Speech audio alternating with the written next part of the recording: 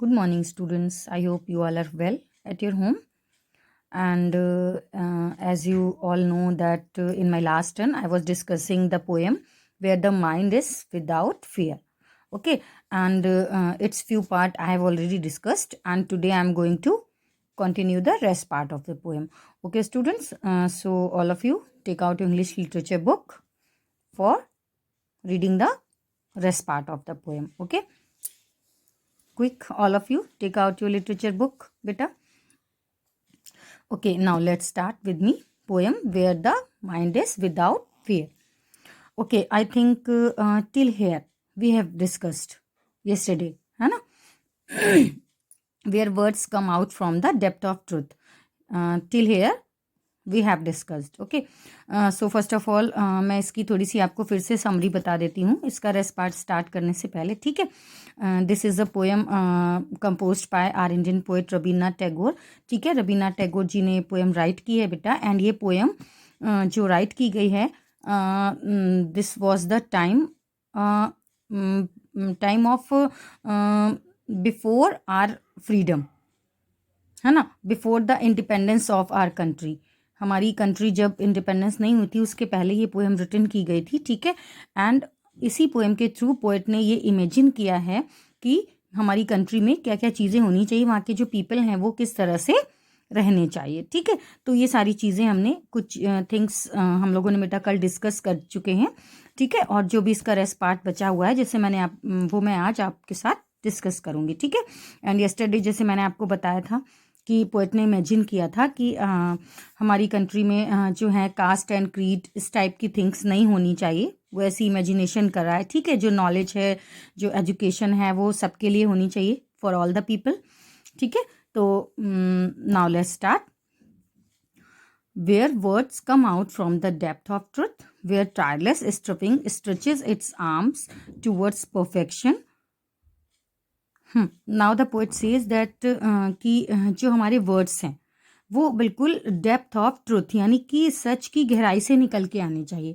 It means to say, poet wants to say that कि हमको truth को follow करना चाहिए, ठीक है. अपनी लाइफ में जो भी हम मीन्स कभी भी हम फॉल्स थिंग्स को फॉलो नहीं करें. जितनी भी ट्रुथ हैं, जो चीज़ हैं, ठीक है ना, उनको हमें फॉलो करना चाहिए, ठीक. सच्चाई की बोल सकते हैं ना, राह पे चलना चाहिए, झूठ के साथ हमें नहीं देना चाहिए, ठीक है. तो पोएट यहाँ पे यही कहना चाह रहा है कि जो हमारे वर्ड्स हैं वो बिल्कुल डेप्थ ऑफ ट्रुथ यानी कि सच्चाई की गहराई से निकल के आए. And where tireless striving stretches his arms towards perfection. और मीन्स जो हमारे मीन्स जब हम सच बोलते हैं, है ना, जब हम ट्रुथ बोलते हैं तो जो हमारा मीन्स उससे जो वर्क निकल के आता है ना, वो बिल्कुल परफेक्ट होता है. उससे हमको भी क्या होता है ना कि हमको मेंटली सेटिस्फेक्शन भी उससे मिलता है. जब हमें पता होता है कि नहीं, कि जो भी हम वर्क कर रहे हैं, we are doing such a things that is completely true, वो बिल्कुल ठीक है, सही है ना. हम रॉन्ग का जो है साथ नहीं दे रहे हैं. तो उससे क्या होता है कि जो हमारी थिंग्स हैं बिल्कुल परफेक्ट होती हैं और हम बिल्कुल परफेक्शन की साइड में आगे बढ़ रहे होते हैं ना. तो फॉल्स का कभी भी हमको साथ नहीं देना चाहिए, ठीक है. पोएट यहाँ पर ये कह रहा है.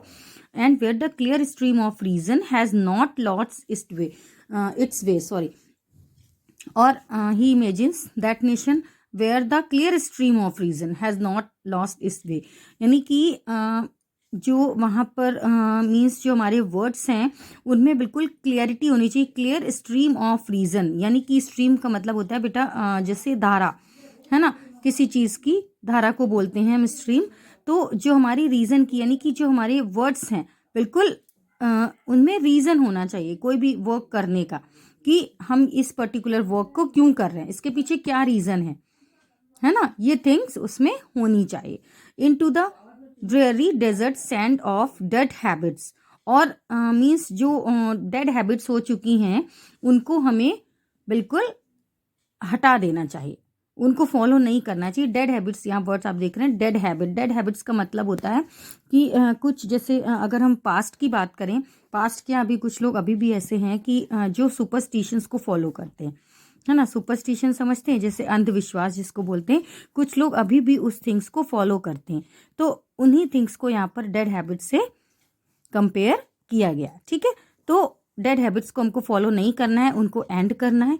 ठीक है, जैसे जस्ट लाइक कुछ अगर हम पास्ट की बात करें तो कुछ पुराने लोग जैसे जो सुपरस्टिशियंस होते हैं, सुपरस्टिशियस कौन कौन सी बोल सकते हैं, जैसे मींस पहले लोग कहते थे ना कि आप 2 डेज़ का फास्ट रख लो, या फिर 2 डेज़ आप भूखे रहो, कुछ खाओ पियो नहीं। तो क्या होता है कि उससे क्या होता है, उन लोगों की थिंकिंग ऐसी थी, सोचते थे, उनका सुपरस्टिशंस था ऐसा कि आपके सारे वर्क हो जाएंगे अगर आप ऐसा करते हो तो। बट क्या रियली में ऐसा होता है? नहीं, ऐसा नहीं होता। ठीक है, इसमें कहीं भी कोई भी फैक्ट नहीं है। ठीक, तो इस तरह की जो हैबिट होती है उनको डेड हैबिट हम बोल सकते हैं। इसके बाद where the mind is led forward by thee into ever widening thought and action. तो अब पोइट क्या कह रहा है बेटा, यहाँ पर पोइट ये कह रहा है कि जो हमारे मीन्स थॉट्स हैं वो बिल्कुल हमें मीन्स हमारे अंदर की गहराइयों से निकल के आने चाहिए। यानी कि जो हम मीन्स कोई भी थिंग अगर कर रहे हैं, है ना, तो उसके पीछे के जो थॉट्स हैं वो मीन्स हमें किस तरह से क्या वर्क करना है, ये सारी थिंग्स उसमें होनी चाहिए, प्रॉपरली होनी चाहिए। यहाँ पर पोइट ये कहना चाह रहा है कि जो मीन्स एक्शन हम कर रहे हैं, ठीक है, जो भी वर्क हम कर रहे हैं वो प्रॉपरली डन होना चाहिए, है ना, उसमें कभी भी कोई भी मिस हैपनिंग नहीं होनी चाहिए। ठीक है, into that heaven of freedom my father let my country awake. तो अब ये लास्ट लाइन में पोइट क्या कह रहा है कि वो ऐसे हेवन की कल्पना कर रहा है, ऐसे हेवन की इमेजिनेशन कर रहा है, ऐसे जस्ट लाइक इस तरह के हेवन ऑफ फ्रीडम, यानी कि इस तरह की फ्रीडम की कल्पना कर रहा है जहाँ पर ये सारी थिंग्स हों जो भी अभी पोइट ने ऊपर डिस्कस की हैं इन द अबव लाइन्स, वो सारी थिंग्स वहाँ पर हों। पोइट ऐसे नेशन की कल्पना कर रहा है और गॉड से ये प्रे कर रहा है कि मेरी कंट्री भी गॉड ऐसी ही हो जाए जैसे कि मैंने सोची है, जैसे कि मैंने इमेजिन की है, ये सारी थिंग्स उस हमारी कंट्री में हों। क्यों ऐसा ये सोच रहा है? क्योंकि उस टाइम पे ये सारी थिंग्स नहीं थी हमारे इंडियंस के साथ, उनको हमारे ब्रिटिशर्स के रूल्स फॉलो करने होते थे, वो अपने अकॉर्डिंग कोई भी वर्क नहीं कर सकते थे, है ना, उनके लिए बहुत सारे रूल्स रेगुलेशंस थे जो कि उनको बिल्कुल मस्ट थे उनके लिए, हमारे इंडियंस के लिए फॉलो करना। तो उसी टाइम पे ये पोएम रविन्द्रनाथ टैगोर जी ने राइट की थी। ठीक है, और ये जो पोएम है ये एज अ प्रेयर फॉर्म में है। ठीक है, ये गॉड से प्रे भी कर रहे हैं, है ना, एक तरह से इसमें प्रेयर भी दिखाई गई है। ठीक है, कि मीन्स और उनकी पूरी इसमें जस्ट लाइक इमेजिनेटिव पोएम भी हम ये बोल सकते हैं, इमेजिनेशन है उनमें पूरी, उन्होंने ऐसा इमेजिन किया है कि हमारी कंट्री इस तरह की होनी चाहिए जहाँ जितनी भी मैंने थिंग्स डिस्कस की हैं आपसे येस्टरडे एंड टुडे, ये सारी थिंग्स उनकी कंट्री में हों, ऐसे ये जो पोइट हैं वो इमेजिन कर रहे हैं। तो now the poem is finished students, and after that you have any problem, any doubt, you can ask me anytime। ठीक है, किसी को कोई प्रॉब्लम है तो वो मुझसे पूछ सकता है किसी भी समय ड्यूरिंग योर स्कूल आवर्स, जो भी आपका स्कूल आवर्स है उसके मिड में आप कभी भी मुझसे पूछ सकते हैं अगर आपको कोई प्रॉब्लम है। ठीक है, एंड जो भी मैंने वर्क आपको येस्टरडे सेंड किया है और जो भी मैं टुडे आज सेंड कर रही हूँ, explanation and along with the meanings, you have to write in your literature notebook. ठीक है, वो सारा वर्क आपको अपनी अपनी लिटरेचर नोटबुक में राइट करना है। ठीक है, एंड ये पोएम हम लोग कंप्लीट कर चुके हैं। नेक्स्ट टर्न पे हम लोग नेक्स्ट चैप्टर स्टार्ट करेंगे बेटा। ठीक है, so till then bye bye, stay safe, stay healthy.